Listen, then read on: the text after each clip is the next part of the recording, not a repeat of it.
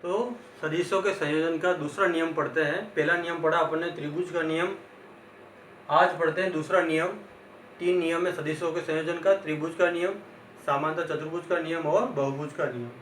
दूसरा नियम जो आता है सदिशों के संयोजन का, कौन सा नियम आता है? समांतर चतुर्भुज का नियम। तो क्या है, प्रश्न बन के भी आता है कई बार, निबंधात्मक प्रश्न। सिंपल सा गणितीय विश्लेषण है, बहुत इजी है। तो ये यहाँ पर 2 सदिश लिए मैंने, पी वेक्टर और क्यू वेक्टर। कौन सी भुजा पर? ए बी पर पी और ए डी पर है क्यू। तो 2 सदिश समांतर चतुर्भुज की 2 आसन्न भुजाओं को व्यक्त करते हैं। सबसे पहले अपन नियम लिखेंगे समांतर चतुर्भुज का। सिंपल सा नियम है ये समांतर चतुर्भुज के रूप में, और ये लंब डाल दिए। तो 2 सदिश पी और क्यू वेक्टर, 2 सदिश ले लिए ए बी और ए डी पर, पी वेक्टर और क्यू वेक्टर। ये समांतर चतुर्भुज की 2 आसन्न भुजाओं को व्यक्त करते हैं। तो ये कटान बिंदु कहलाएगा मध्य वाला, ये विकर्ण कहलाएगा, कर्ण कहलाएगा। ये कर्ण जो है ना, इन दोनों सदिशों के लिए क्या करेगा? परिणामी सदिश को व्यक्त करेगा। तो यदि 2 सदिश पी वेक्टर और क्यू वेक्टर समांतर चतुर्भुज की 2 आसन्न भुजाओं को व्यक्त करे, तो कटान बिंदु से निकलने वाला कर्ण जो होगा वो परिणामी सदिश को बताएगा। परिमाणी नहीं, परिणामी, रिजल्टेंट वेक्टर को बताएगा, परिणामी सदिश को बताएगा। जैसे r बराबर p प्लस क्यू होता है, पढ़ा अपन ने। तो लिखा भी है, यदि किन्हीं 2 सदिशों p वेक्टर क्यू वेक्टर को समांतर चतुर्भुज की 2 आसन्न भुजाओं के रूप में व्यक्त किया जाए, या आसन्न भुजा बता दी, तो इनके कटान बिंदु से निकलने वाला, ये कटान बिंदु से निकलने वाला विकर्ण जो होगा वो परिणामी सदिश r को व्यक्त करेगा। यानी r जो होगा इन दोनों को जोड़ने का काम करेगा। तो किस प्रकार से जोड़ते हैं? ए बी और ए डी के रूप में, और ये लंब भुजा डाल के अपन ने ए बी सी डी के रूप में समांतर चतुर्भुज का निर्माण किया। इस बी भुजा को आगे बढ़ाया हमने, ये बी भुजा को आगे बढ़ाया कहाँ तक? ई तक, और सी से एक लंब डाला। तो ये भुजा आगे क्रिएट की, ये त्रिभुज के रूप में पूरी कंडीशन बन जाए, इसलिए भुजा को आगे बढ़ाया अपन ने। तो ये भुजा के रूप में ए बी को आगे बढ़ाया बी तक, और सी से लंब डाल दिया अपन ने। ये टोटल कोण जो बन रहा है ये थीटा है, तो ये कोण जो बन जाएगा वो एल्फा के रूप में जाएगा, और ये त्रिभुज बनेगा वही थीटा के रूप में। तो स्पष्ट बता रखा अपन ने। तो यहाँ पर त्रिभुज देखो आप, ये ए सी और ई, ए सी और ई के रूप में अपन देखते हैं समान, ये समकोण त्रिभुज बन रहा है। 10वीं तक पढ़ा अपन ने समकोण त्रिभुज में पाइथागोरस प्रमेय पढ़ी अपन ने। क्या पढ़ी थी? कर्ण स्क्वायर बराबर आधार और लंब स्क्वायर, पूर्व ज्ञान पे आधारित है ना। तो कर्ण बराबर भुजा कौन सी होगी? AC, तो AC स्क्वायर। आधार कौन सा है? A से लगाकर E तक, ये नहीं है, अपन ने पूरा त्रिभुज पढ़ रहे हैं। AE का स्क्वायर और ये CE का स्क्वायर। थीटा के सामने वाला क्या होता है? लंब, आधार और ये कर्ण। AC स्क्वायर, AE स्क्वायर और लंब के रूप में CE स्क्वायर।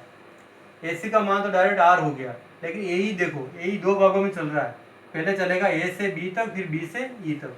तो AB प्लस बी, तो भुजा का मान निकला पड़ेगा AB प्लस बी, और ये तो डायरेक्टली है सी का स्क्वायर, तो आर स्क्वायर, कर्ण स्क्वायर डायरेक्ट लिख लिया। AB का मान कितना है यहाँ पर? AB का मान लिख रखा अपन ने P वेक्टर, तो P वेक्टर लिख दिया। B का मान अपने पास नहीं, ज्ञात करेंगे, और C का मान भी ज्ञात नहीं है। तो ये पूरा काम लिख दिया अपन ने, पाइथागोरस प्रमेय से पूरा लिख दिया अपन ने। अब इन भुजाओं का मान ज्ञात करना है, B और C, यानी इसका और इसका भुजा का मान ज्ञात करना है। तो यहाँ पर एक त्रिभुज बन रहा है, देखो कौन सा बन रहा है, दिख रहा? BEC के रूप में, BEC के रूप में, और थीटा बन रहा है। थीटा के सामने वाला क्या होता है? लंब, ये आधार, और ये कर्ण के रूप में आ जाएगा। ये Q है, ये भी Q कहलाएगा, करेक्ट। तो कोस थीटा और साइन थीटा ज्ञात करेंगे। ये जा कहलाता है, ये कोस जा कहलाता है। तो इसको हिंदी में कहते हैं जा, और इसको कहते हैं कोस जा। कोस थीटा बराबर क्या होता है? आधार बटा कर्ण। आधार कौन सी भुजा है? B, इसका मान नहीं है तो लिख दिया अपन ने B, और ये आधार बटा कर्ण के रूप में ये है, लेकिन इसका मान Q है, तो समांतर भुजा भी Q होगी, Q लिख दो आप। क्रॉस मल्टीप्लाई करो, B बराबर आ जाएगा Q कोस थीटा, तो B बराबर आ गया, यहाँ लिख सकते हैं अपन B बराबर क्या लिखेंगे? Q और कोस थीटा, तो Q कोस थीटा। ये समीकरण नंबर फर्स्ट है, दिया सेकंड लिख दिया। साइन थीटा ज्ञात करेंगे, लंब बटा कर्ण, लंब क्या भुजा है? C, ये C लिख दिया। और कर्ण के रूप में क्या है? BC, लेकिन मान Q दे रखा है, तो Q लिख दिया। क्रॉस मल्टीप्लाई करो, C बराबर आ जाएगा Q साइन थीटा, तो Q साइन थीटा आ जाएगा। ये 3 के रूप में आ गया मान। तो B यहाँ रखो मान, C यहाँ रखो मान। तो समीकरण 2 और 3 का मान 1 में रखने पर तो लिख सकते हैं आप समीकरण 2 व 3 से मान किसमें रखने पर 1 में रखने पर। रखो यहाँ पर, देखो क्या आएगा, आर स्क्वायर बराबर पी तो ऑलरेडी है ही है, बी का मान क्या आएगा क्यू कॉस थीटा, तो लिख दिया अपन ने क्यू कॉस थीटा का होल स्क्वायर। सी का मान कितना है क्यू साइन थीटा, तो लिख दिया अपन ने क्या लिखेंगे क्यू साइन थीटा का होल स्क्वायर। ये गणित में पढ़ा अपन ने 10वीं तक, ए प्लस बी का होल स्क्वायर क्या होता है, A square plus 2ab plus B square.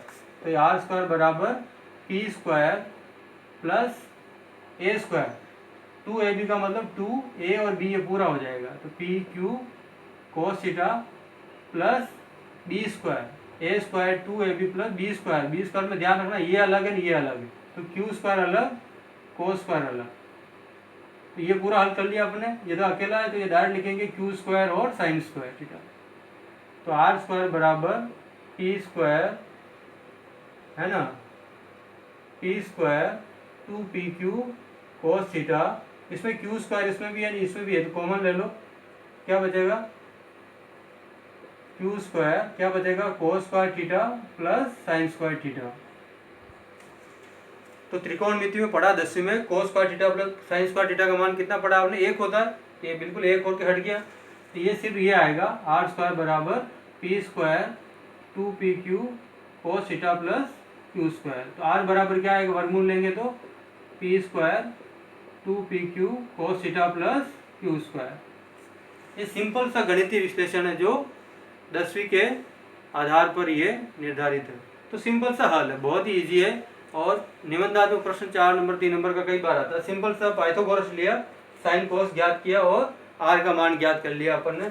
अगर आप रखना चाहो तो यहाँ थीटा बराबर 0 पहली कंडीशन में रख सकते हो आप, 0 का मतलब होता है समांतर, यहाँ रखोगे आप तो आर बराबर क्या प्राप्त करोगे आप, P square 2pq cos 0 plus Q square, cos 0 का मान 1 होता है, तो क्या बचेगा under root P square 2pq Q square, A square 2ab plus B square, तो इसको सूत्र में लिख सकते हैं अपन, सूत्र बना के ए प्लस बी का होल स्क्वायर यानी पी प्लस क्यू का होल स्क्वायर का अंडर रूट रहेगा तो पी प्लस क्यू, यानी 0 डिग्री पर समांतर और मान अधिकतम आता है। और अगर अपन इसमें 90 लेंगे तो इस प्रकार से स्थिति आएगी, ये तो 0 हो जाएगा और ये पी स्क्वायर क्यू स्क्वायर ही होगा। अगर इसमें विपरीत स्थिति लेते 180 तो इसका जस्ट विपरीत आएगा, तो आर बराबर आएगा पी माइनस क्यू, तो ये अधिकतम आता है, ये न्यूनतम आता है, तो ये एक्स्ट्रा स्थिति भी ज्ञात कर सकते हैं। एक बार रिवीजन कर सकते हैं इसको कि दो सदिश दर के पी और क्यू वेक्टर, इनको दो समांतर चतुर्भुज की दो आसन्न भुजाओं के व्यक्त करें, कटान बिंदु से निकलने वाला ये जो विकर्ण कर्ण होगा ये परिणामी सदिश को बताएगा। और इसको अपन ने आगे बढ़ाया, बी भुजा को सी से लंब डाल दिया, त्रिभुज बना ए सी लिखा, ए सी, इसमें पाइथागोरस यूज कर सकते हैं, समकोण त्रिभुज है बस, समकोण कर्ण स्क्वायर बराबर आधार लंब, ये कर्ण का मान लिखा, ये आधार और ये लंब का मान लिख लिया। ये जो आधार इसको दो भागों में डिवाइड करना है, क्योंकि पहले ए से बी चलेगा फिर बी से ई चलेगा।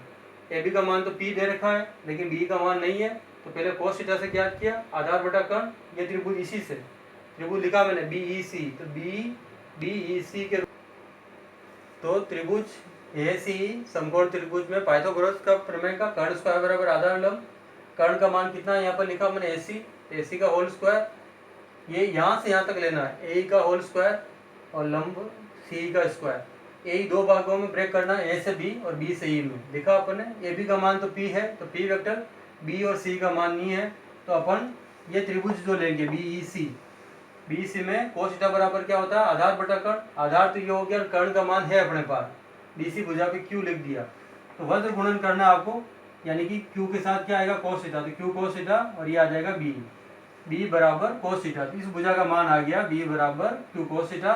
साइन टा ज्ञात करेंगे लंब बटा कर्ण, तो लंब ये भुजा आगे सी, कर्ण के रूप में क्यू, फिर क्रॉस मल्टीप्लाई करेंगे ये इधर जाएगा, तो सी बराबर क्यू साइन थीटा, बी का मान आ गया ये, सी का मान आ गया, दोनों मान 2 और 3 से 1 में रखने पर रखा, यहाँ पर ये सूत्र बन रहा है, सिंपल पढ़ा आपने, ए प्लस बी का whole square, A square 2ab plus B square, A square का मतलब P square 2pq cos theta, इन दोनों को अलग अलग स्क्वायर करना, क्यू स्क्वायर अलग कोस स्क्वायर अलग, ये भी क्यू और साइन स्क्वायर अलग, क्यू यहाँ पर कॉमन निकल गया, cos square theta plus sine square theta, और इसका मान कितना होता है, 1 होता है।